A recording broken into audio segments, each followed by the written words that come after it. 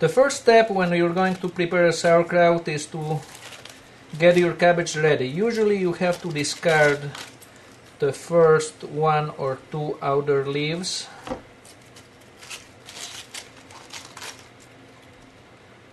They're usually damaged, but the rest of the cabbage is usually good. Then you want to cut your cabbage. You seldom cut your cabbage directly in the middle, that you will do with a small cabbage. Usually you will want to cut it a little bit on one side, because the middle is very hard.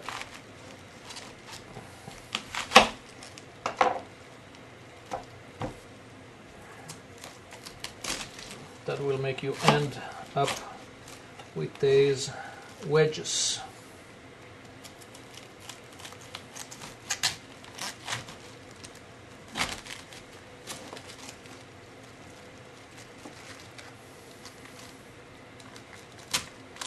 Then you want to cut your cabbage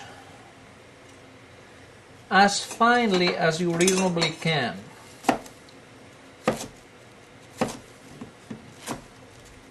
We want to keep it finely sliced if we can, because the reason being so that in the process of fermentation, the fermentation will be uniform and will get to the very depth of the cabbage, and that it will release the cabbage juices. So now we are going to load our cabbage for doing our sauerkraut.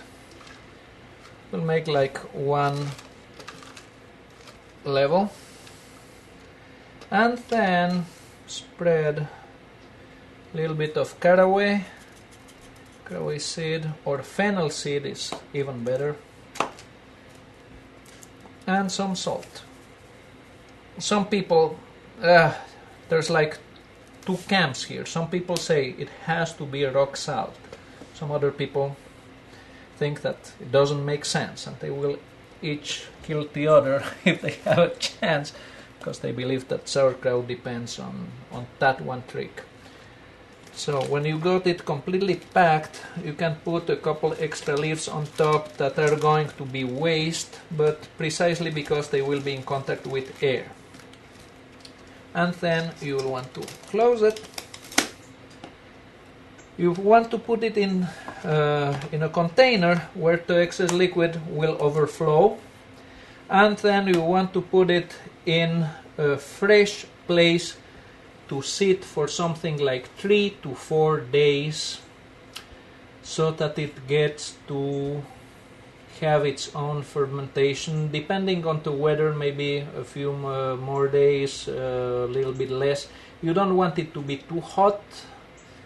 Fermentation may get messed up, but that's... And then enjoy your sauerkraut.